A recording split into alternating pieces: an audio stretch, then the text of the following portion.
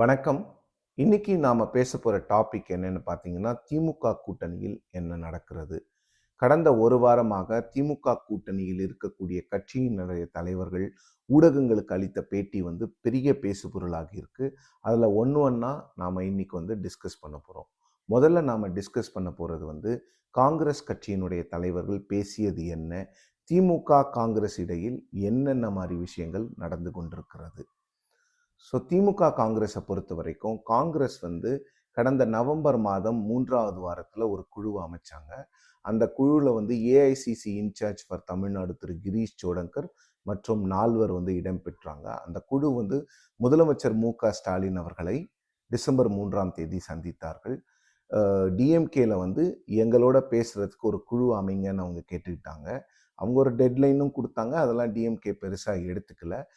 ஆனால் முதல்வரை அவர்கள் சந்தித்து விட்டு 2 மாதங்கள் ஆகியும் இன்னும் அந்த குழுவானது திமுகவால் அமைக்கப்படவில்லை அப்படிங்கிறது தான் காங்கிரஸினுடைய குற்றச்சாட்டாக இருக்கிறது. நீங்கள் இந்நேரம் அமைச்சிருந்தீங்கன்னா உட்காந்து பேசி இந்த ஸ்பெக்குலேஷன்லாம் வராமல் பார்த்துருக்கலாம் அப்படின்னு காங்கிரஸ் சொல்கிறாங்க. ஆனால் திமுக அதற்கு கொடுக்கின்ற அந்த ரெஸ்பான்ஸ் என்னன்னு பார்த்தீங்கன்னா, இல்லை நாங்கள் எப்பவுமே February 1 இல்லை 2nd வீக்கில் தான் நாங்கள் அந்த குழுவை போடுறது, அதுதான் எங்களுடைய வழக்கம். நாங்கள் உங்களுக்காக அந்த வழக்கத்தை மாற்றிக்கொள்ள முடியாது அப்படின்னு காங்கிரஸ்க்கு திமுக பதில் சொல்லியிருக்கிறாங்க. அது மட்டும் இல்லாமல் திமுக ஏஐசிசி இன்சார்ஜ் திரு கிரீஷ் சோடங்கர் அவரோட அவங்க அந்த சீட் ஷேரிங் நெகோசியேஷனை ஹேண்டில் பண்ணுறதுக்கு அவங்க தயாராக இல்லை அப்படிங்கிறது தான் தகவல். அவங்க இன்னும் ஒரு சீனியர் லீடர் வேறு யாரையாவது காங்கிரஸ் அனுப்பணும். அப்போ தான் இந்த நெகோசியேஷன்ஸ் கொஞ்சம் நல்லா போகும், எந்த பிரச்சனையும் இல்லாமல் போகும் அப்படின்னு திமுக தரப்பில் சொல்கிறாங்க. ஆனால் காங்கிரஸில் கிரீஷ் அவர்களும் ஒரு சீனியர் லீடர் தான் அப்படின்னு சொல்கிறாங்க. ஸோ இந்த கிளாஷ் தான் திமுக காங்கிரஸினுடைய அந்த பேச்சுவார்த்தையில் ஒரு மிகப்பெரிய முட்டுக்கட்டையாக இருக்கிறது. ஸோ அந்த டாக்ஸ் கிட்டத்தட்ட ஒரு ரோட் பிளாக்கை தான் ஹிட் பண்ணியிருக்கு அப்படின்னு சொல்லலாம். நம்பர்ஸ் எல்லாம் இன்னும் டிஸ்கஸ் பண்ணாத சூழ்நிலையில் இப்போ இங்கே பிரச்சனை என்னன்னு பார்த்தீங்கன்னா, திமுக கிரீஷ் சோடங்கரை விட ஒரு சீனியர் லீடரை கொடுங்கங்கிறாங்க. காங்கிரஸ் இல்லை, கிரீஷ் சோடங்கரே சீனியர் லீடர் தான் அப்படிங்கிறாங்க. அதற்கும் மேலே காங்கிரஸ் சொல்கிற விஷயம், இன்னும் நீங்கள் கமிட்டியே அமைக்கலை, முதல்ல கமிட்டி அமைச்சாதான் இப்போ வந்துகிட்டு இருக்குதுல்ல ரூமர்ஸ், காங்கிரஸ் டிவிகேவோட பேசுகிறாங்க, டிவிகேவும் காங்கிரஸ் வரணும்னு விரும்புகிறாங்க, திமுகவுக்கும் காங்கிரஸுக்கும் இத்தனை பிரச்சனைகள் இருக்கிறது, இந்த ரூமர்ஸ் எல்லாம் நாம் அவாய்ட் பண்ணியிருக்கலாம், நீங்கள் கமிட்டி போடுங்கன்னு காங்கிரஸ் சொல்கிறாங்க. ஸோ திமுக இதுக்கு என்னென்ன முயற்சிகளை எடுக்க போகுது அப்படிங்கிறத இன்னும் 2-3 நாளில் நமக்கு தெரியும். ஏன்னா கிட்டத்தட்ட 10ஆம் தேதிக்குள்ளே அந்த கமிட்டியை போட்டுருவாங்க அப்படிங்கிறது தான் திமுக வட்டாரங்கள் நமக்கு சொல்லக்கூடிய தகவல். பட் அந்த கமிட்டி போட்டாலும் கூட அந்த கமிட்டியில் உட்காரும் பொழுது காங்கிரஸுக்கும் திமுகவுக்கும் ஒரு சில டிஃபரன்சஸ் வரதான் செய்யும். ஏன்னா காங்கிரஸ் கிட்டத்தட்ட 35லேருந்து 37 சீட்டு கேட்குறாங்க. திமுக 25லேருந்து 28 சீட்டு கொடுக்கறதுக்கு மட்டும்தான் திமுகவுக்கு விருப்பம் இருக்கிறது. வேண்டுமென்றால் அவர்கள் ஒரு ராஜ்யசபா சீட்டு காங்கிரஸ்க்கு கொடுக்கறதுக்கு தயாராக இருக்காங்க. ஆனால் காங்கிரஸ் 30 சீட்ஸ்க்கு மேலே கேட்குறதுல ரொம்ப அவங்க தீர்க்கமாக இருக்கிறாங்க அப்படின்னு தகவல்கள் வருது. ஸோ அந்த சீட் ஷேரிங் டாக்ஸ்லையும் கொஞ்சம் பிரச்சனைகள் இருக்கும். அதன் பின்னர் அந்த பிரச்சனை ரொம்ப ஒரு பெரிய ரோட் பிளாக்காக இருந்துச்சுன்னா மு.க.ஸ்டாலின் அவர்களும் ராகுல் காந்தி அவர்களும் பேசிதான் இந்த கூட்டணியை ஃபிக்ஸ் பண்ணக்கூடிய, சீல் பண்ணக்கூடிய ஒரு சிச்சுவேஷன் வருங்கிறது தான் காங்கிரஸ் தலைவர்கள் நமக்கு சொல்லுகின்ற விஷயமாக இருக்கிறது. ஸோ இதில் இந்த காங்கிரஸ் திமுகவினுடைய உறவில் பெருமளவில் ஒரு ஸ்ட்ரெயின் வந்திருக்கு. அது எந்த ஒரு பிரச்சனையும் இல்லாமல் இருந்த இந்த ரிலேஷன்ஷிப்பில் இப்போ ஒரு ஸ்ட்ரெயின் இருக்கிறது எல்லாருமே பார்க்குறோம். கனிமொழி அவர்கள் திரு ராகுல் காந்தி அவர்களை கடந்த 28ஆம் தேதி சந்திச்சாங்க. 28ஆம் தேதி சந்தித்த பிறகு அவங்க கூட்டணி ஸ்ட்ராங்காக தான் இருக்கு, அதில் எந்த பிரச்சனையும் இல்லை, காங்கிரஸுக்கும் திமுகவுக்கும் நீண்ட கால உறவு இருக்குன்னு சொன்னாலும் கூட காங்கிரஸ்ல இருந்து அவங்க கேட்கக்கூடிய ஒரே விஷயம், அந்த கமிட்டியை ஃபார்ம் பண்ணிங்கன்னா தான் எங்களால் அதை டிஸ்கஸ் பண்ண முடியும், டிஸ்கஸ் பண்ணாதான் அந்த டிஃப்ரென்சஸ்லாம் ரீசால்வ் ஆகும் அப்படிங்கிறது தான் காங்கிரஸுடைய ஸ்டாண்டாக இருக்குது. ஸோ நம்ம பொறுத்திருந்து பார்க்கணும் காங்கிரஸ் திமுகவினுடைய அந்த பேச்சுவார்த்தை எப்படி போக போகுது அப்படின்னு.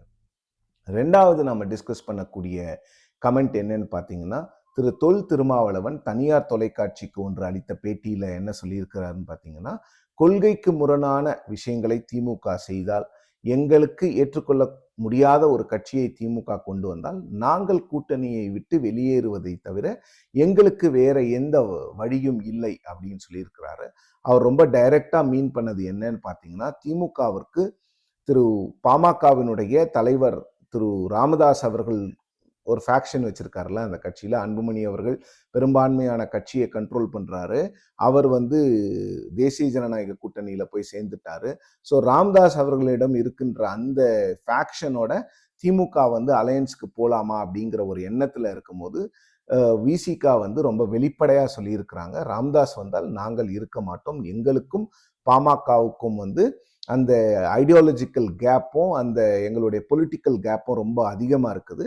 அதனால எங்களோட அவங்க இருக்கிற இடத்துல எங்களால் கோஎக்ஸிஸ்ட் ஆக முடியாது அப்படிங்கிறதான் திருமாவளவன் அவர்களுடைய ஸ்டாண்டாக இருக்குது. ஸோ அந்த ஸ்டாண்டில் அவர் ரொம்ப ரெசல்யூட்டாக இருக்கிறார். அதில் நான் மாறவே மாட்டேன், மாற வேண்டிய கட்டாயமும் எனக்கு இல்லை அப்படிங்கிறத திருமாவளவன் ரொம்ப வெளிப்படையாக சொல்கிறார். ராமதாஸ் அவர்கள்கிட்ட திமுக அவரை நீங்கள் கூட்டணிக்கு வாங்கன்னு கூப்பிட்டாங்க அப்படிங்கிறது எல்லாருக்கும் தெரிந்த தகவல். ஆனால் அந்த டாக்ஸ் இப்போ டெட்லாக் ஆகி தான் நிற்குது. ஏன்னா திருமாவளவன் அவர்கள் ரொம்ப தெளிவாக எங்களால் அவரோட கோஎக்ஸிஸ்ட் ஆக முடியாதுன்னு சொல்லும்போது திமுக ஒரு பைண்டில் இருக்குது. பட் திமுகவுக்கு அவர் ஒரு சிக்னல் தான் கொடுக்குறாரு, ஒரு ஸ்டர்ன் ஸ்டேட்மெண்ட்டை கொடுக்குறாரு. நீங்கள் அவரோட பிஸ்னஸ் பண்ணீங்கன்னா நான் இருக்க மாட்டேன். அப்புறம் இது திருமாவளவன் போன்றவர்கள் இந்த கூட்டணியை விட்டு வெளியே போனாங்கன்னா இது கொள்கை கூட்டணி அப்படிங்கிறத திமுக சொல்லவே முடியாது. ஸோ ஏற்கனவே காங்கிரஸோட ஒரு பிரச்சனை இருக்கும் போது திருமாவளவன் அவர்களுடைய ஸ்டேட்மெண்ட்டும் ரொம்ப கவனம் பெறுகிறது. ஸோ திமுக இதெல்லாம் அவங்க ஃபேக்டரின் பண்ணியிருக்காங்க. பட் ராமதாஸ் அவர்கள் வந்தால் நல்லா இருக்குமேங்கிற மாதிரி அவங்களுக்கு ஒரு எண்ணம் இருந்திருக்கு போல. ஸோ அது வன்னியரின மக்களினுடைய வாக்குகளை என்டிஏக்கு முழுசா போய் சேர்றதை பிரித்து திமுகவுக்கு கொஞ்சம் கொண்டு வரும். ஸோ பிரிச்சோம்னா அவங்களுக்கான வெற்றி வாய்ப்பு கம்மியா இருக்கும் அப்படிங்கிறது தான் திமுகவினுடைய எண்ணம். ஆனால் திருமாவளவன் அவருக்கும் ராமதாஸ் அவர்களுக்கும் இருக்கக்கூடிய ஐடியாலஜிக்கல் டிஃபரன்ஸ், அவங்களுக்கு 2011 நடந்த பொலிட்டிக்கல் டிஃபரன்ஸ், ராமதாஸ் அவர்கள் நாடக காதல் அது போன்ற விஷயங்களை பேசியது, இன்னொன்று தலித் மக்களுக்கு எதிராக ஒரு கூட்டமைப்பை உருவாக்கியது, இது போன்ற விஷயங்கள்ல திருமாவளவன் அவர்களுக்கு ராமதாஸ் அவர்கள் மீது ஒரு பெரிய கோபம் இருக்கிறது. ஸோ அதனால நாங்கள் அவங்களோட கோஎக்ஸிஸ்ட் ஆக முடியாதுன்னு அவங்க ரொம்ப வெளிப்படையாக தெளிவாக சொல்லியிருக்கிறாங்க. ஸோ அதனால திமுகவுக்கு திருமாவளவனா ராமதாஸா அப்படிங்கிற அந்த டெசிஷன் எடுக்க வேண்டிய கட்டாயத்தில் இருக்கிறார்கள். ஸோ அப்படி இவரா அவரான்னு வந்துட்டா நிச்சயமா திமுக திருமாவளவன் அவர்களோடு போகும் என்பதில் எந்த சந்தேகமும் இல்லை அப்படிங்கிறது தான் அரசியல் ஆய்வாளர்கள் மற்றும் அரசியல் விமர்சகர்களினுடைய கருத்தாக இருக்கிறது. மூணாவது நாம பேச போற டாபிக் என்னன்னு பார்த்தீங்கன்னா, திமுக கூட்டணியில் இருக்கக்கூடிய மனிதநேய மக்கள் கட்சி போன்ற கட்சிகள் நாங்கள் 5 இடங்கள் கேட்போம் அப்படிங்கிறது ரொம்ப வெளிப்படையா சொல்றாங்க. எங்களுக்கு திமுக என்ன வேணாலும் கொடுக்கட்டும், நாங்க இத்தனை இடங்கள் கேட்போம் அப்படின்னு சொல்றாங்க. ஸோ இது ஒட்டுமொத்தமா கிட்டத்தட்ட எல்லா அலையன்ஸ் பார்ட்னர்ஸுமே மீடியாவில் இது போன்ற விஷயங்களை ரொம்ப வெளிப்படையாக டிஸ்கஸ் பண்ணுறாங்க. போன முறையும் இது நடந்தது. ஆனால் இந்த முறை அதிக கவனம் பெறுவது எதனால அப்படின்னு பார்த்தீங்கன்னா, நிச்சயமாக விஜய் அவர்கள் ஒரு ஃபேக்டரா இங்கேயும் இருக்கிறாரு. எல்லா கட்சிகளும் விஜய் அவர்கள் ஒரு ஃபேக்டரா இருக்கும் பொழுது ஸோ ஓட் 3 4 ஸ்பிளிட் ஆகும் போது திமுகவுக்கு நிச்சயமாக எந்த கட்சியையும் விட்டு கொடுக்க அவங்கள வெளியில அனுப்ப விரும்ப மாட்டாங்க. ஸோ அதனால நம்ம நம்மளுடைய ப்ரெஷர் டாக்டிக்ஸை அப்ளை பண்ணுவோம் அப்படிங்கிறதா எல்லா கட்சிகளினுடைய எண்ணமாக இருக்கிறது. ஸோ கடைசியாக முடிக்கிறதுக்கு முன்னால் தேமுதிகவோடவும் திமுக கூட்டணி பேச்சுவார்த்தை நடத்தி வருகிறது. ஸோ இப்போ பேச்சுவார்த்தையில் ஒரு சின்ன சுணக்கம் ஏற்பட்டிருப்பதாக தெரிகிறது. என்டிஏல தேமுதிகவுக்கு 10 இடங்கள் கொடுக்குறாங்க, ப்ளஸ் ஒரு ராஜ்யசபா சீட் கொடுக்குறாங்க அப்படிங்கிற தகவல் வர்றதுனால அவர்கள் தேசிய ஜனநாயக கூட்டணிக்கு போவதற்கான வாய்ப்புகளும் இருப்பதாக பார்க்கப்படுகிறது. ஸோ தேமுதிக வரலன்னா திமுக அலையன்ஸை பொறுத்த வரைக்கும் அவங்களுக்கு ஒரே ஒரு புது கட்சி தான் வந்திருக்கும், அது கமல்ஹாசன் அவர்களுடைய மக்கள் நீதி மையம்.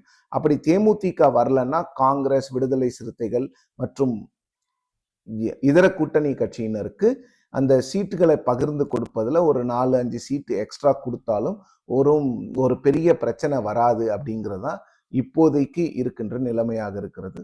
ஸோ மீண்டும் இன்னொரு காணொளியோடு உங்களை சந்திக்கும் வரை நன்றி, வணக்கம்.